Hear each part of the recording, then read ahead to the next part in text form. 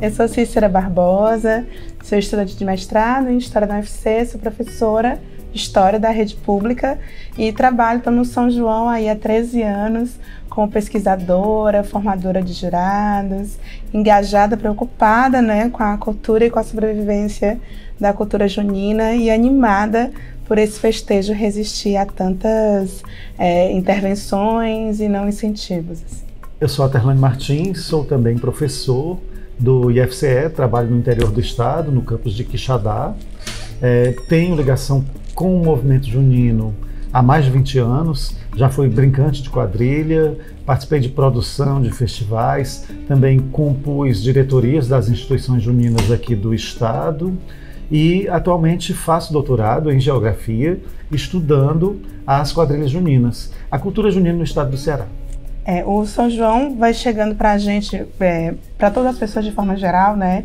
Em algum momento da escola você brincou, dançou quadrilha, ou tem a experiência que perpassa o ano inteiro. Eu sou de uma cidade do interior chamada Nova Russas, né? Então, a época da colheita, minha família é do campo, então todo mundo, mesmo que não tenha brincado, tem uma experiência, uma memória com São João, com a culinária, com pratinho, com milho, né? Aqui no Ceará não precisa ser junho para você comer um pratinho e lembrar da cultura junina. Aquilo ali você lembra o São João e todo mundo espera, meio que ver essa quadrilha, que torce, interage, acompanha. As redes sociais ajudaram muito nisso, a gente começar a acompanhar as quadrilhas de outros estados. Então, a cultura junina ela foi ganhando uma dimensão na minha vida, como depois que eu me formei em História, como pesquisadora, de tentar entender esse universo e por que as pessoas dedicavam suas vidas, Eu tenho um grande amigo, que é o Joaquim Sotero, que me inseriu nesse universo. Hoje ele é carnavalesco, ele faz figurino para as quadrilhas de São João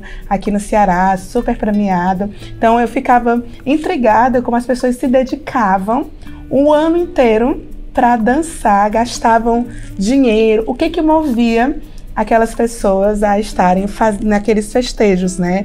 O que trazia elas a não desistir, mesmo sem uma devolutiva financeira, né? As pessoas não ganhavam dinheiro fazendo São João. Então eu ficava muito intrigada com isso. Então eu apareci no São João meio que para pesquisar, para entender. Depois fui ser jurada. E com pouco tempo, assistindo às competições, eu vi a dimensão pedagógica de algumas ações nos quadrilhódromos, né? Como, por exemplo, dialogando com os direitos humanos, sendo professora, eu vi que as arquibancadas, né, estavam cheias de crianças e eles aprendiam coisas ali no casamento, na dança e algumas reproduções de preconceitos. Então, eu comecei a me investigar e a aprofundar o debate dentro disso, né? Eu percebi que as rainhas, a maioria eram meninas muito jovens, loiras, magras, brancas. Os noivos, né? Tinha um outro aspecto de gênero. Então esse debate de gênero foi aparecendo no São João. Muitas pessoas, né, homens e mulheres trans, encontravam no São João esse lugar, né, de acolhimento, tanto para exercer a sua performance, como não só exercer, mas ganhar destaque. Então essas contradições, né, do universo extremamente machista e rural era enfrentado dentro das quadrilhas, com os brilhos, com os trajes, com as falas, com os casamentos, com os figurinos, cabelos, maquiagens, e estudar isso, né, e fazer esse diálogo com os jurados quadrilheiros, né, me fez perceber que havia uma perspectiva ali de aprofundamento. E aí a gente começou a criar em coletivos, né, formações para que a gente desconstruísse nos jurados e nos quadrilheiros perspectivas que eram violentas, né, do ponto de vista que as quadrilhas têm uma dimensão tão grande, né, de um impacto tão forte, que elas se apresentam 100 a 200 vezes, né, em uma temporada, 2, 3 vezes por noite, durante 3 meses. Ano passado, São João começou em maio e terminou em setembro. Né? Então, elas se apresentaram muitas vezes. Então, o que as pessoas estão vendo né? O que as pessoas estão saindo de casa, se apertando nas arquibancadas, chegando, como a gente viu no último Arraiá do Ceará, as pessoas chegando meio-dia para ver a primeira quadrilha entrando em quadra às 7 horas da noite. Então, o que as pessoas estão querendo ver? E esse foi o meu objeto, e tem sido, né, o meu objeto de trabalho, pesquisa, artigos, diálogos. Tenho me dedicado a refletir sobre isso em diversos espaços educativos. Nessa trajetória de começar como um brincante de quadrilha, né, e depois compor as instituições, chegou um momento que eu não quis mais dançar. E aí, como eu vou permanecer no movimento sem dançar? Né? Cícera nunca dançou numa quadrilha competitiva dessas que nós temos, mas encontrou seu lugar. O movimento é muito diverso, cabe todo mundo com suas funções. E desde 2012 eu venho focando num trabalho também educativo. E daí, por ter me tornado professor em 2010, comecei a pensar como é que essa minha condição de professor contribuía para o movimento. Então é numa perspectiva de formação. A gente tem sobretudo formação para jurados, que é um profissional super importante nessa cadeia, porque sem jurado não tem festival. As quadrilhas se preparam para apresentar um espetáculo que vai ser julgado. Então aquele profissional ele tem que ser muito qualificado, tanto quanto o espetáculo que eles vão assistir. E a gente tem uma carência muito grande até hoje, né? Em 2012 a gente não tinha nenhuma formalização e formatação de processo formativo. A gente começou a organizar a partir dali, a partir do Ceará Junino, que tinha mais condições do que as instituições de organizar seminários, e a gente começou com esse modelo de seminário, trazendo pesquisadores das universidades que falavam de cultura popular, de arte, para dialogar com a gente. E veio pessoas de vários estados, né? Exatamente. Da Bahia, Pernambuco, Paraíba, Maranhão.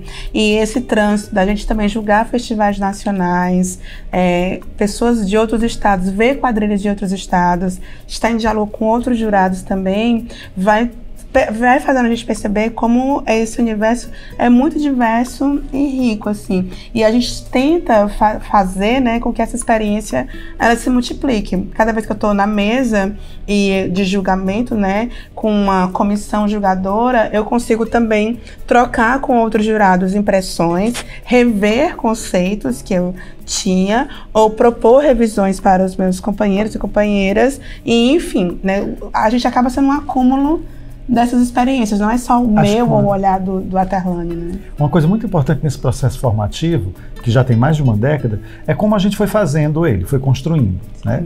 Ele nunca foi uma coisa imposta de fora do movimento, fomos nós do movimento que fomos construindo. Pegamos um modelo acadêmico dos seminários, de trazer o palestrante, ele falar ou ela falar, e a gente discutir depois. Algumas vezes houve desencontros porque você é um grande pesquisador daquela área, mas não tem o conhecimento para aplicar aquilo no movimento junino. Você é um grande estudioso de música, ou de estilismo teatro, e moda, né? de estilismo e moda, mas você não consegue compreender propriamente o que é um figurino de quadrilha, o que se considera tradicional ali. E aí esses diálogos foram bons, mas eles acabaram num certo momento saturando, né?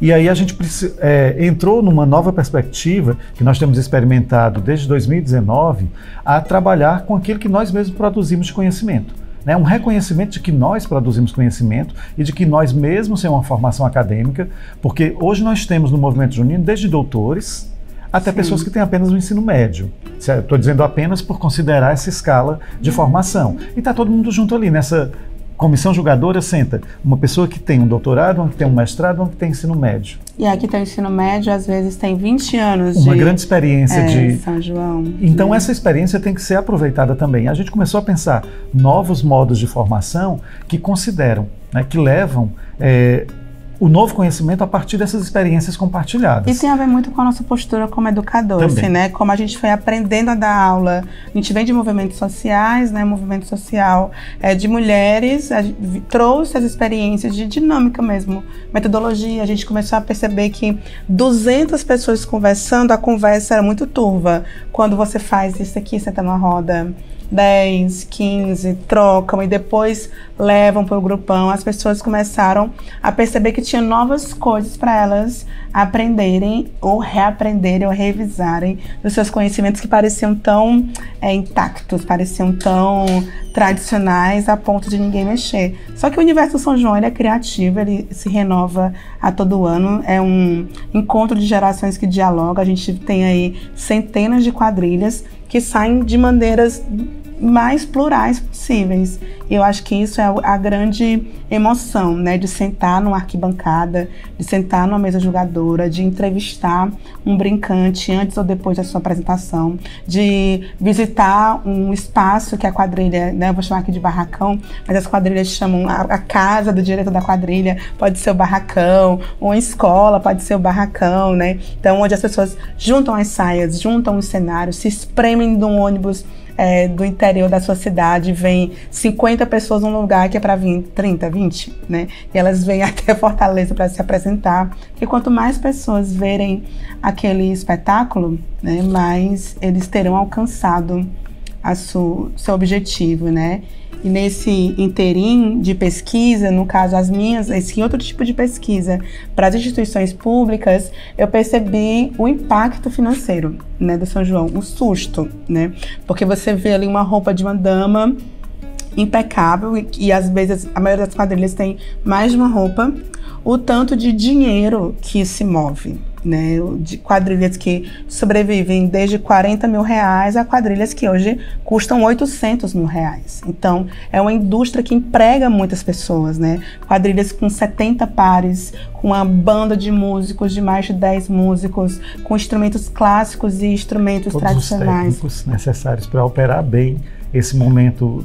Hoje nós temos, quando eu falava dos músicos ali, hoje nós temos grupos que começaram como um regional de quadrilha, e pensar regional, Triângulo, Sanfona e Zabumba, mas hoje de fato é uma banda e eles têm estúdio próprio. Nós temos uma experiência de um regional aqui que grava para o Brasil inteiro. É muito próprio do Ceará essa música ao vivo. Os outros estados isso é raro, no Ceará é um padrão. Nos outros estados ainda utilizam a música gravada. E quem grava para eles? Na maioria são os regionais daqui. Tem quadrilhas que tem a quadrilha em si, ela tem um estúdio para ela.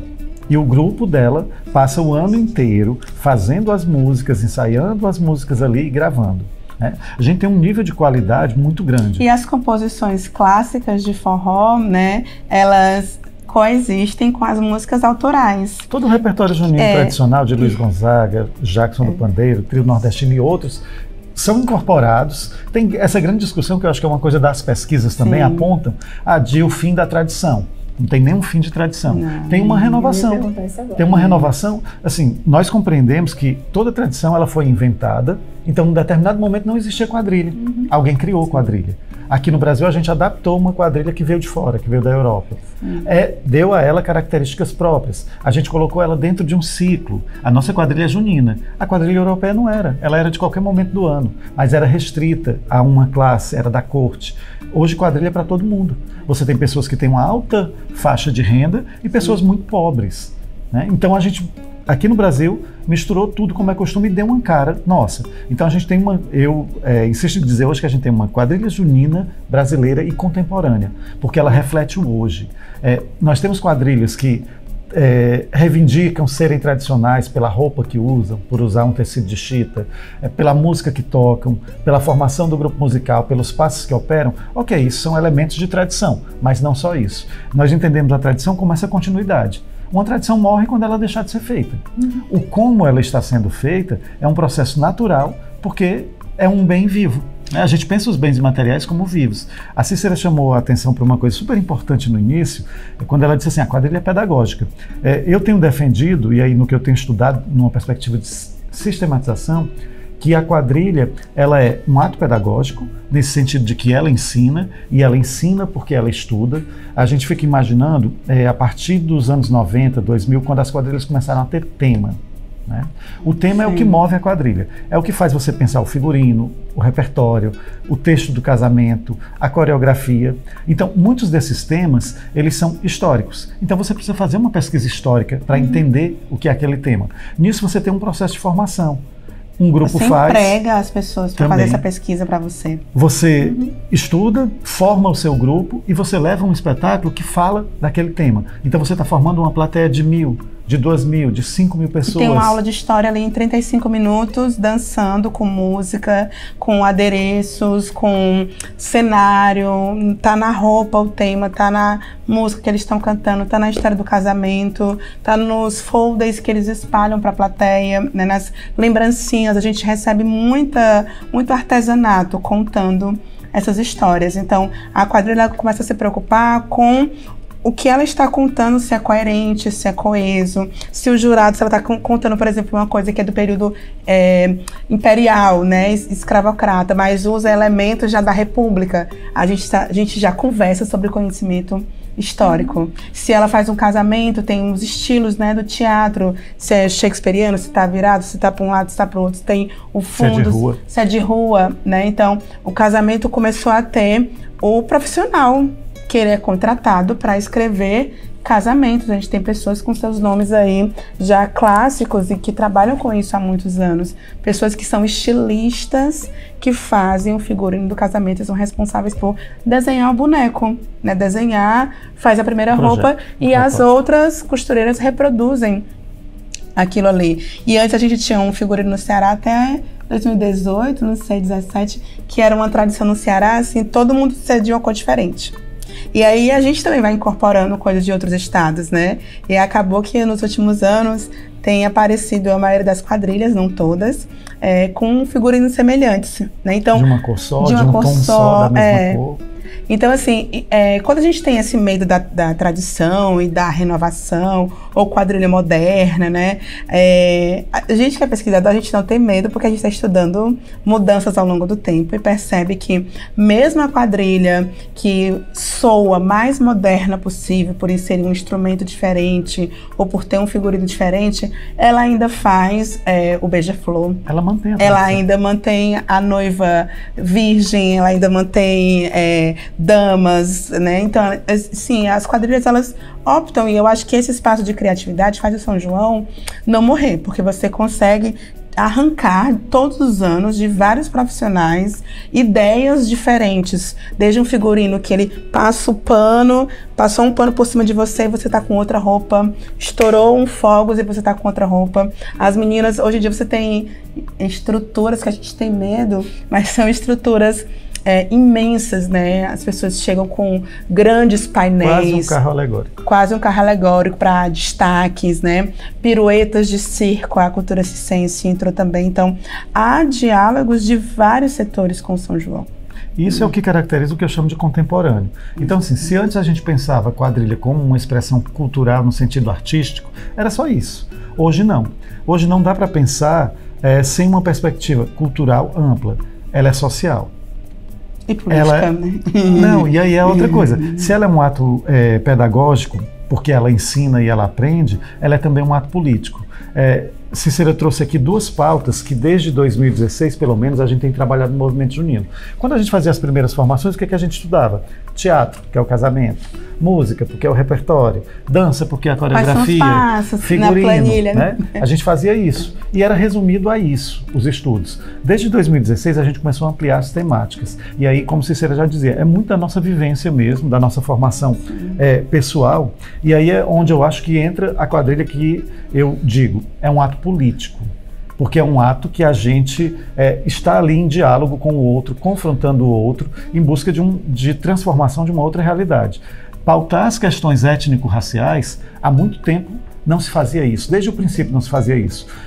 Eu entendo que há um momento de folclorização de tudo que é expressão artística da cultura popular, e esse momento eu entendo e faço uma crítica como ele é danoso para o movimento, porque ele tira a autonomia, ele tira a liberdade, ele cria um modelo e engessa esse modelo. E aí depois você vai se libertando dessas ideias, e hoje você tem uma quadrilha que não aceita uma expressão de violência, de preconceito em si. Quando isso acontece, aí há um confronto, né? É muito próprio. Se você vê, nós tivemos um caso, se não foi ano passado, foi em 2019. Uma quadrilha entrou e uma pessoa da cidade que tinha autoridade política entendeu que aquela quadrilha estava fazendo uma expressão de umbanda e mandou parar a quadrilha, parou no meio. Não era uma expressão ligada à Irmã Dulce, né? E aí, por um mau entendimento preconceituoso, né, discriminatório, aquela quadrilha foi super prejudicada. Isso moveu o movimento em torno disso para confrontar. Várias moções de apoio, pedidos de desculpa, a quadrilha se apresentar em tais lugares para desfazer aquilo que tinha acontecido ali. As pessoas começaram a buscar como que é isso, né? Um compromisso social. Então, é uma manifestação política, sempre. Então, trazer as questões étnico-raciais, trazer as questões de gênero, principalmente as questões da comunidade LGBT, principalmente das mulheres e homens trans, isso é uma coisa muito presente que a gente hoje estuda. Então, aquele seminário que a gente montava, que só estudava teatro, música, dança, artes visuais, continua estudando isso porque é necessário, mas é para além disso, porque a gente entendeu que é uma manifestação social bem complexa. Quem está lá é tudo isso. E a quadrilha não é um reflexo de 50 anos atrás, a que a gente faz hoje. Ela é um acúmulo daqueles 50 anos, mas é claro que a gente se transformou. Se o meu avô não pensava assim, se meus pais não pensavam assim, minha geração pensa. A geração mais nova ainda pensa melhor do que a nossa. Então tudo isso vai se incorporar na quadrilha. Então isso não faz perder tradição nenhuma. Vai contextualizando, contemporaneizando a tradição. Não existe tradição que não esteja com um pé lá atrás e outro pé aqui. Ela sempre é esse caminho entre um e outro. Eu acho que, para além da quadrilha, acho que vale a pena a gente lembrar que, só para não deixar de pontuar, as comidas juninas, né? Como se em torno de uma festa você vem 6 quadrilhas e você tem, assim, 30 barracas e no final do festejo você não encontra mais nenhum pratinho, nenhum milho, nenhum bolo, né? Então, nós que circulamos no interior do estado, que eu amo, né? Eu amo assistir festivais e pesquisar no interior, porque você vai e às vezes as pessoas propõem um concurso de comidas típicas, você dizer qual a comida mais gostosa da barraquinha. Então você vê ali mulheres tentando dizer que, olha, é a receita da minha avó, é a receita da minha bisavó, é o segredo da minha família. É uma coisa que só tem naquela região. Comidas específicas daquela região. Então, eu acho que o São João, ele não é só quadrilha. A quadrilha talvez seja a atração principal, mas você tem o festejo, tem a banda, tem o forró. As pessoas esperam aquela celebração que é a grande festa do mês de junho na cidade. Inclusive, muitos feirantes, muitas pessoas, né, do comércio de ambulantes, elas vivem alguns meses desses 2, 3 meses de São João, né, do tanto que elas vendem. Por exemplo, hoje tem festival, até domingo. Tem cidade do interior que tem festival de segunda a domingo. São João do Maracanã está aí há quase um mês, né? 40 dias que as pessoas estão lá vendendo pratinho, churrasquinho, né? Então, a cadeia de produção, que vai desde a pessoa que pensou o tema até a pessoa que vendeu o gelo, né, para gelar aquela bebida, ela é imensa. E se a gente conseguisse aprender e contabilizar, a gente ia perceber que o São João, ele é muito maior do que a gente pensa.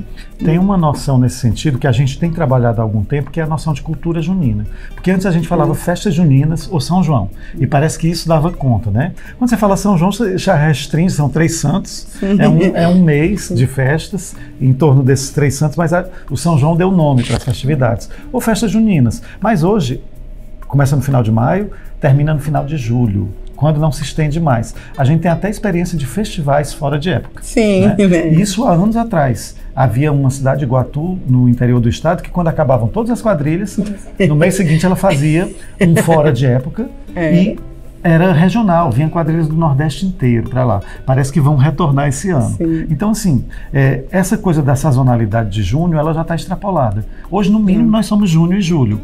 E aí, nessa complexidade de cultura junina, a Cícera chama a atenção para a culinária. Quando a gente passa a pesquisar, a gente sempre comeu isso no São João, mas a gente nunca pensou que essa culinária ela é de origem indígena. O que é a base da culinária junina? É o milho e a mandioca, uma cultura indígena. E a gente nunca pensou sobre isso. A gente come, mas não pensa. Então as pesquisas têm esse propósito. Então é você pensar que não é uma cultura só que veio da Europa, porque todo mundo, o que é quadrilha? É a herança de uma dança europeia. Mangas joaninas. Quando a gente está falando hoje, a gente discute muito uma perspectiva decolonial, né? De ir contra esse pensamento que se inspira sempre na Europa, porque é o melhor. A quadrilha veio de lá? Veio. Como dança e música veio de lá. Mas a dança e música que a gente faz aqui guarda só alguns elementos desses. Na questão social não guarda quase nada. Sim. Não é uma festa de corte que a gente reproduz. Sim. É uma festa de casamento. Não tinha casamento na quadrilha europeia. E é casamento por quê? Por causa de Santo Antônio. Aí junta São João e São Pedro, que os 3 juntos não tem nada a ver. Como o Brasil criou uma cultura própria, em torno do que é junino, né? Então, pensar nessa complexidade da cultura junina, que vai de alimentação, a expressão artística, vai de sociabilidade. Quando eu era pequeno, em Juazeiro do Norte, a gente tinha as fogueiras no meio da rua. E a gente fazia o compadrio. Eu dava a mão para alguém, ia pulando fogueira e dizia, você vai ser minha madrinha, que São João mandou. Tem os dizeres próprios. Criar uma relação de apadrinhamento é uma coisa muito séria. Sobretudo numa cultura sertaneja. Você se liga àquela pessoa. Quantas pessoas casam nesse período? E por que se reproduz um casamento na quadrilha? Porque é o momento em que a colheita foi feita, tem dinheiro e as pessoas casam ali, porque para casar precisa ter dinheiro, para fazer uma festa, para ir morar junto, etc. Então, e a festa do amor, né? Tem uma coisa do império do amor, né? Antes da perspectiva europeia, você já tem festas pagãs que tinham essa perspectiva da fertilidade, da fecundidade. Tudo isso está junto. É para a gente pensar o quanto é complexo. Quando você fala em cultura junina, não é uma coisa, são todas essas juntas. A religiosidade permanece, mas aí eu sempre que me questionam sobre o aspecto religioso, São João, São Pedro e Santo Antônio estão lá. Continua. Hoje tem a festa de São Pedro do Mucuripe, que se encerra amanhã, uma festa tradicionalíssima daqui da cidade, que é patrimônio cultural, que faz parte desse ciclo. Tem a festa do Pau da Bandeira de Santo Antônio, que é patrimônio cultural do Brasil, também integra esse ciclo, cada uma completamente diferente da outra. Uma do sertão, outra do litoral, que se liga a esse território, aos aspectos desse território. Mas, recentemente, uma colega de Brasília pediu para eu juntar os passos tradicionais que a gente conhecia, e eu fui pegar um livro de memórias do Valden Luiz, que é um teatrólogo que participou muito no surgimento dos festivais aqui. Valden escreveu esse livro, acho que em 2021. E ele dedica uma parte do livro às simpatias. Que são aquelas adivinhações, as crenças, enfiar a faca na bananeira, ter uma bacia d'água com os carvões, a aliança amarrada no cabelo, né? E tal. Isso é cristão, cultura, católico? Né? Não. Isso vem da cultura afro-brasileira e da cultura indígena. Então, a nossa religiosidade junina, ela não é só europeia, só branca, só católica, mas a gente veio se perceber disso muito recentemente. E a gente está colocando as pessoas para pensarem, estudarem, lerem artigos, tanto jurados como pesquisadores. A nossa preocupação é que essa formação ela acabe aparecendo para o público, né? Que as pessoas consigam perceber o que há de mais refinado, mais bonito, mais sensível e profundo nas festas, né? E que não é só... Quando aquele vestido está ali na quadra, não é só aquele vestido. É a mão daquelas costureiras, é o conhecimento para montar aquilo ali, cada fala, cada música. Então, perceber as várias camadas em cada apresentação desses grupos. E eu penso que assim, o que esse mundo acadêmico, né, contribui? Porque nós somos, antes de ser acadêmicos, pessoas de movimentos sociais e de movimentos culturais também. Mas aí a gente... se torna também acadêmico, porque resolvemos estudar e ser professores, e a gente pensa em como contribuir. Fazer as formações é uma contribuição? Porque profissionaliza quem está no campo. A gente ainda tem uma restrição muito grande de formação para jurados. Precisa atingir toda a outra cadeia produtiva. Porque você tem um sapateiro, mas se ele tiver uma formação, ele pode melhorar.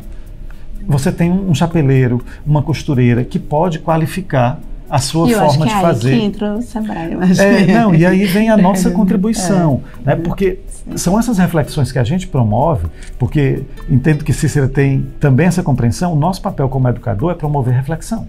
Reflexão que resulte em algo prático. Então, profissionalizar seria a primeira coisa.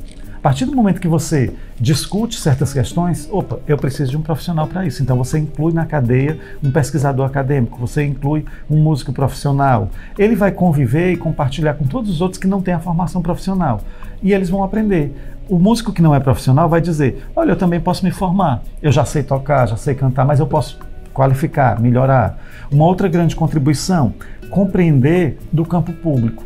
As políticas públicas que nós temos hoje, seja do governo do Estado, seja da prefeitura, elas não vieram de boa vontade de qualquer gestão. Elas vieram porque o movimento junino entendeu, discutindo, que era um direito. Então foi lá cobrar, né? Como a gente vai cobrar muito mais. Hoje a gente tem um processo de registro como patrimônio cultural das quadrilhas juninas de Fortaleza. Eu e Cícera compomos essa equipe, tem outros pesquisadores também que estão nessa equipe.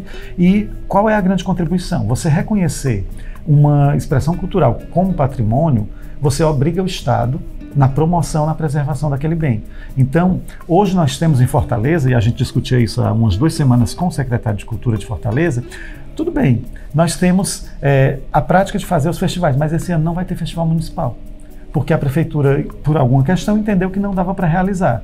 Se isso fosse uma lei, nenhum gestor deixaria de realizar ano a ano. Então é uma conquista que a gente pode ter, é um ganho.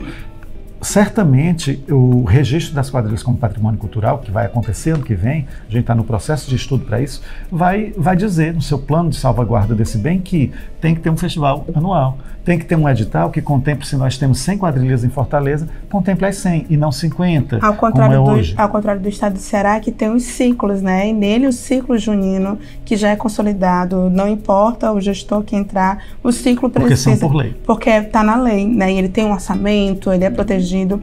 E, além disso, no estado, você tem os mestres da cultura junina, né? Hoje nós temos a mestre Mazé... E o mestre Raimundo Claudinho. Mazé Costa, que é da cidade de Caucaia, é uma quadrilheira que desde os anos 60 faz quadrilha. E o mestre Raimundo, que eu acredito que é dos anos 80 para cá, que o Raimundo no Vale do Jaguaribe, na cidade de Tabuleiro, propriamente, fez essa contribuição com quadrilhas. E foram reconhecidos, ela em 2015 e ele agora em 2022, como Tesouros Vivos do Estado, que é o título que se dá aos mestres de cultura do Ceará. E assim como eles, tem outras centenas de pessoas que estão... A Terlane, 20 anos, né? Para mim, você pensar 20 anos dentro desse universo é muito tempo. E se a gente for para um festival e conversar, você vai ver na arquibancada pessoas que fizeram, em quadro pessoas que não desistiram de fazer, nas bancadas de jurados pessoas que se ressignificaram. Então, tem muita gente colaborando de todas as formas, das mais criativas formas, né? Eu acho que a nossa luta e o nosso prazer e alegria também de estar aqui dialogando com o Sebrae é pensar que o São João ele está ganhando um maior reconhecimento de vários setores, não somente porque o reconhecimento do público quando vai para os festivais, quando lota os festivais, as quadrilhas já tem. Agora a gente precisa de mais outros setores reconhecendo. Acho que é um dos outros ganhos. O reconhecimento acadêmico. Quando nós iniciamos as formações, era difícil conseguir um professor acadêmico, pesquisador, universitário, que achasse que era importante ele se dedicar numa manhã de sábado, numa manhã de domingo, para fazer palestra para quadrilheiro, para jurado. Então, essa confiança, esse respeito, esse reconhecimento da academia foi difícil no início, mas como nós também entramos lá, hoje são vários quadrilheiros que têm uma graduação, que têm um mestrado, que têm um doutorado e que pesquisam também isso. E nesse sentido, Obrigada. Foi muito importante o reconhecimento acadêmico, né? Você compreender essa área, você aceitar. Seria difícil, eu acho que eu terminei a graduação em 2004. Se eu tentasse um mestrado com esse tema em 2004, dificilmente eu conseguiria, no curso de História, ter um orientador. Agora não, mas em 2015 eu fui trabalhar com outro tema, mas era patrimônio cultural, 2013. Agora eu entrei num doutorado com o tema de cultura junina. Isso eu não conseguiria há um tempo atrás. Isso é porque é um reconhecimento, mas porque esses professores e professoras começaram a participar também com a gente. Havia um processo muito distinto. Como é cultura popular e com aquela ideia folclorizada, o acadêmico não se misturava, mas ele começou a ver que tem um valor e uma importância muito grande. Então hoje nós temos essa relação. Houve uma demanda também, uma das quadrilhas que ganhou a quadrilha do Ceará, né, no Arraial do Ceará, alguns anos atrás, foi uma quadrilha que pegou um livro de história, uma dissertação de história, e transformou em dança um capítulo da nossa história de colocar as pessoas que vinham da zona rural em campos de concentração na cidade de Fortaleza, nos anos 30, e isso virou quadrilha. Então, quando a professora soube, um mês depois, que a tese dela, o livro dela, tinha virado quadrilha, ela, como é que eles conseguiram fazer isso? Então, ela se mobilizou a assistir o espetáculo, a perceber que tudo que a gente constrói na academia também pode virar arte na mão dos quadrilheiros. Outros dois exemplos que eu acho muito válidos. O próprio Raimundo Claudino, que hoje é mestre, ele teve uma quadrilha que em um ano fez o tema dos Paroaras. Ninguém sabia o que era isso. O que significa essa palavra? São os cearenses que foram para o Pará no final do século XIX para a Amazônia, né? Colher a borracha. E aí ele contava essa história dessa migração para lá e depois o retorno deles para cá. Alguns que voltavam enriquecidos e outros que entravam numa miséria que não conseguiam nem voltar. Cantaram a ópera do José de Alencar. Descobrimos que o José de Alencar tinha uma ópera e essa ópera se chamava Noite de São João. Ninguém conhecia, não era popularizado. Uma quadrilha foi atrás de pesquisar e viu José de Alencar escreveu isso. E aí entra a história do milho, a história do açúcar, a história de um mestre da cultura, vários mestres... As histórias locais, uma coisa importantíssima. Muito bom. Teve uma quadrilha que resolveu homenagear 3 mulheres. Quem eram as mulheres? Mulheres do meio junino. A Dona Maria dos Prazeres, que criou a primeira instituição junina formalizada com o CNPJ, que é a Federação das Quadrilhas Juninas do Ceará, em 1993. O Brasil inteiro não tinha isso. Então, o que aquela quadrilha foi falar aquele ano? Sobre mulheres. Eu lembro que era a Maria da Penha, não lembro a segunda, e a terceira era a Dona Maria dos Prazeres. Eram 3 Marias. Você focar na cultura local, isso é, eu acho, uma contribuição também, que é um reconhecimento do seu valor. Teve quadrilha que já falou das lavadeiras da cidade, porque era uma tradição as mulheres que iam lavar a roupa no rio. As rezadeiras. Contam as suas histórias, né? A cabeça de santo. Para além daquela grande história, né, da história oficial, hoje estão surgindo essas imagens das histórias locais, o que é extremamente importante. A Cheiro de Terra que traz o Quilombo Alto Alegre, que é um quilombo de Horizonte. A quadrilha era da cidade de Horizonte. Já tinha mais de 10 anos. Nunca tinha tematizado a sua realidade. E naquele ano ela resolve trazer a sua realidade. Uma outra quadrilha em 2019, que é daqui de Fortaleza, que é de uma periferia, trouxe a favela. O tema dela foi a favela. E você fica pensando, por que esses temas? Porque é o que as pessoas vivem. Mas isso, eu entendo, vem de todo esse processo que a gente promoveu, a gente como movimento, de uma reflexão sobre si. O que é que nós estamos fazendo? É só falando daquele imaginário que tem o coronel, que tem o delegado, que tem a filha que engravida, que tem não sei o quê? Não é só isso. Nós estamos fazendo hoje, então é importante falar da nossa vida também, como é hoje. E tudo isso tem aparecido. Entendo que é fruto dessa proposição de reflexão que a pesquisa pode promover. Um deles eu não arrisco dizer, porque nos meus estudos eu tenho chegado a essa conclusão. Era uma hipótese, para mim é uma certeza hoje em dia. Fortaleza tem uma diversidade de quadrilha. Você não consegue ter um modelo único de quadrilha. E por quê? Porque Fortaleza não gerou uma quadrilha, ela herdou quadrilhas de todo o estado. O que é Fortaleza? É um grande ajuntamento de migrações. Você tem aqui na década de 90 um polo muito forte na cidade de Fortaleza de produção de quadrilha. Eu peguei uma lista de 95, que tem 100 e tantas quadrilhas. Em 1995 nós tínhamos mais de 100 quadrilhas em Fortaleza, aí distribuído em toda a cidade. A maioria dos bairros tem 2, 3. Quando você chega no Pirambu, você tem 13 quadrilhas. Você tem 4 vezes mais o que era o percentual. Isso indica o quê? Por que é tão forte assim? Porque o Pirambu é isso. É um ajuntamento de gente que veio para Fortaleza, não conseguiu ficar no centro e foi se formando ali. Então, a riqueza que tem dessa diversidade se reproduz nas quadrilhas. Não estava com acesso a outros bens, né, culturais, a outras... Um aspecto é a diversidade. Você não tem um formato então você lá, você tinha muitas, né? Hoje, pela questão da mediatização, você tem uma quadrilha que tem um formato hegemônico. Todo mundo acha, aquela quadrilha ali é o modelo, a que se afasta dela não é uma boa quadrilha. Mas não é uma realidade. A gente tem desde a quadrilha que no imaginário é a mais tradicional, que mantém aquela forma de dançar de muito tempo atrás. E que ganha festivais também. E que ganha festival. Isso demonstra, assim, a diversidade e o valor dessa diversidade. Dos olhares mesmo, dos jurados, do público, né?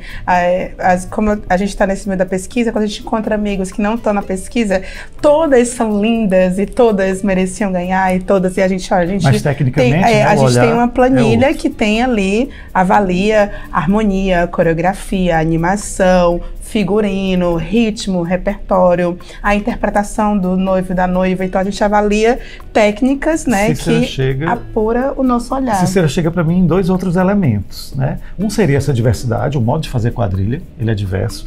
Um outro, os festivais. Hoje nós não podemos pensar numa cultura junina aqui em Fortaleza e no Ceará, e eu diria até no Brasil, que não pense no formato festival. Formato festival aqui no Ceará surge onde? Em Fortaleza, na década de 70. O mesmo que a gente faz hoje de botar uma banca ali para avaliar, o grupo dançando aqui num espaço restrito, né, no arraiá, arena, como a gente quiser chamar, com critérios, isso existia. Então, foi o formato que a gente escolheu. Então, o festival, o formato competitivo, é outro elemento que caracteriza. A gente tem demandado muito do poder público um quadrilhódromo, né? E um memorial, porque se a gente pensar o que a gente já teve de roupas, de adereços e da própria experiência das pessoas, que não está registrado, né? A gente queria muito memorial que isso ficasse, espaços que as pessoas pudessem sempre estar em contato com São João. E um quadrilhódromo oficial da cidade, né? Eu acho que os quadrilheiros de Fortaleza merecem, o Ceará merece esse quadrilhódromo, pelo tanto de quadrilhas e pela dedicação que esses quadrilheiros têm. Às vezes você dança numa rua que não está bem... A rua tem muitas assim, e isso atrapalha a performance da quadrilha, numa calçada, numa praça que não tem muita estrutura. Então, ter um quadrilhódromo seria um grande presente para todo o movimento junino, né? E isso eu acho que liga num terceiro elemento. A gente tem uma diversidade de quadrilha, a gente tem os festivais como forma de fazer, de apresentar quadrilha no final, né? O produto final é para um festival. É minha apresentação de 35 minutos dentro daquele espaço. A outra é a profissionalização. Mesmo a quadrilha mais simples, ela para preparar. Ninguém faz mais como fazia antigamente. Bora ali dançar. Faz aí vem com a tua roupa, eu vou com a minha roupa. Não tem isso. Hoje, a quadrilha mais simples, ela faz uma preparação. Então, essa profissionalização de ter que ensaiar, de ter que montar um repertório anterior, de ter que ter uma coreografia pensada, de tudo estar em torno de um tema, mesmo que não faça uma pesquisa aprofundada com profissionais qualificados, mas ela faz ao seu modo. Então, o modelo profissional também é uma coisa que chegou para ficar. Sim. E aí, quando a Cícera fala do quadrilhódromo, é também esse processo de profissionalização, é ter o espaço adequado. Se a gente é tão bom, por que a gente não pode ter o nosso teatro? Nosso espaço de apresentação com toda a qualidade. Vai ter que dançar com insegurança, porque dançar na rua hoje, no tempo que eu dancei, a gente dançava no meio da rua. Raramente você ia para uma quadra, raramente. Para um espaço de shopping, outro assim, era muito raro. E aí vivíamos uma outra realidade social menos violenta. Hoje, dançar em um festival de rua, inclusive tem essa questão, que é a violência urbana. Né? Que pode não ter nada a ver com quadrilha, mas se acontece no mesmo espaço, atinge. E muitas vezes a gente perdeu muitos festivais de rua por isso. Regiões da cidade que, por uma questão própria de configuração e dessa violência, não conseguem mais realizar. Porque vai até 1 hora, 2 horas, 3 horas da manhã. 7 horas da manhã. Bebida. Então, hoje, a gente perdeu um tanto por isso. E também as quadrilhas que se profissionalizaram, elas exigem o mínimo de retorno. Eu não vou gastar R$800 mil para dançar num lugar que vai danificar o meu sapato, que não tem uma iluminação vai quebrar, sequer, que não vai caber meu cenário. Que não vai caber o cenário. Então, acho que esses 3, como ela pediu, 3 características, né? Eu acho que a diversidade de quadrilhas, a gente não tem uma uniformização, nem aqui, nem no estado, nem no país. Nem no país. A gente tem um formato de festival que propõe a competição. Isso também é nosso, mas também se expande pelo estado, se expande pelo país, e a profissionalização, que é uma característica que, de forma alguma, nenhuma dessas coisas mata a tradição. Pelo contrário, né? Alimenta. Acho que a gente precisa cada vez mais se organizar. Ser coletivo, mas ser um coletivo que se une, e aí é uma reflexão sobre o nosso movimento, que é um movimento muito diverso. O Ceará tem, é ruim dizer isso, mas o Ceará é sempre pioneiro em muitas coisas. No movimento junino ele é pioneiro para o país como um todo. Cria os primeiros festivais, cria a primeira instituição, a instituição nacional e regional nascem a partir daqui de Fortaleza, do nosso movimento que já era organizado, portanto serve de exemplo para você organizar a região Nordeste e organizar o país dentro dos movimentos juninos. Então eu acho que de todo esse potencial que nós temos, nós merecemos mais reconhecimento. O reconhecimento social, como Cícera já disse, comunitário, nós temos. Né? A gente está agora registrando quadrilha, não por uma ameaça, porque as quadrilhas vão se acabar, a gente tem que proteger. Não, quadrilha não vai se acabar de jeito nenhum. Mas é um reconhecimento devido. Né? E é justamente por isso, por estar vivo, por estar pulsando. Então, seja esse reconhecimento que está vindo agora da cidade de Fortaleza, mas precisa de um reconhecimento do Estado do Ceará, precisa de um reconhecimento do Brasil. Então, registrar as quadrilhas nas três esferas seria muito bom, porque geraria política pública para as manifestações vindas do município, vindas do Estado e vindas do governo federal. Eu acho que se a gente conseguir nos próximos anos alcançar isso, vai refletir também no que Cícera disse, ter esse espaço qualificado de dança, né, que é o quadrilhódromo, que vai ser também um espaço de economia, Porque a gente vai dançar lá no mês de junho. E o resto do ano vai usar para outras coisas, porque a gente faz muitas outras coisas. Tem encontro de noivos, noivas, rainhas, quadrilhas infantis. O ano todo as pessoas estão se encontrando por causa do São João. Então é isso, requerer o reconhecimento devido, né? A gente merece isso, então, que ele venha. Só para pontuar essa ação, né, de hoje, essa ação da pesquisa inteira do Sebrae, eu acho que isso que a gente faz com tanta vontade e dedicação e às vezes não está tão organizado, né, não estamos tão definidos, assim, o nosso papel na economia, eu acho que são passos que a gente precisa percorrer, precisa ser escutados, né, precisamos partilhar e nos formar, né, às vezes refinar o que já é tão bonito, às vezes é organizar alguém que já tem uma vida inteira de dedicação, já tem um reconhecimento, mas é barato demais o produto, ou não dá conta do tanto de pessoas que pedem esse produto, criar mais oficinas de criação de roupas, de figurinos, dos próprios espaços, né, juninos. Eu acho que esse olhar agora específico do Sebrae nesse momento, acho que é um passo para a gente ter uma boa parceria, uma boa caminhada com o movimento junino. Com certeza, porque na verdade nós estamos falando, se considerarmos o Brasil, de milhares de pequenos negócios, né? Pequenos é força de expressão, de milhares de negócios, sim, formais ou não, né? mas que tem uma capacidade de gerar renda, né? De uma forma muito eficiente. E acho que também é muito democrático, né? É um espaço muito democrático. Eu estava ouvindo aqui hoje e também conversando com as pessoas durante esse mês, você sente que é a oportunidade de você se reconhecer, de você expressar aquilo que você traz, né? Da tua família, do teu local, e é aberto para todos. Isso que talvez seja o mais encantador, pelo que eu percebi. Claro que isso faz parte da minha vida. Quando pequena eu também dançava quadrilha na escola. Quem não, né? E aquilo era encantador. É isso que eu acho que é interessante. Eu acho que é um movimento que ele está presente em algum momento da sua vida, mas ele está presente.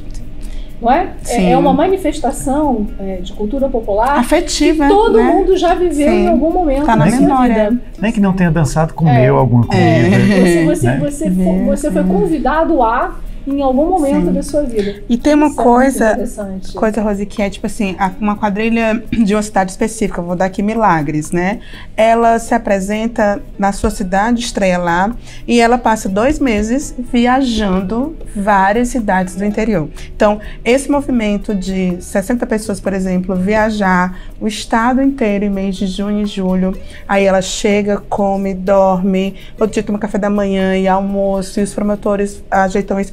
Quadrilhas entre estado, né? Quadrilhas de Pernambuco vem para cá, nossas vão para Mossoró, para Campina. Então quando a gente está nas cidades de fronteira, você tem muitos festivais interestaduais. Aqui em Fortaleza não acontece, mas você está no Cariri, o Festival de Porteiras, que é uma cidade de serra, mas fronteira com Pernambuco. Muitas quadrilhas de Pernambuco. Sempre tem quadrilha de Pernambuco e às vezes da Paraíba, os da Ibiapaba. E as daqui vão muito para Pernambuco. Também. É incrível no movimento das quadrilhas do Ceará quererem se destacar em alguns festivais de outros estados. Isso como a gente se mobiliza, como o São João mobiliza tantas pessoas e tantos setores da economia e da criatividade.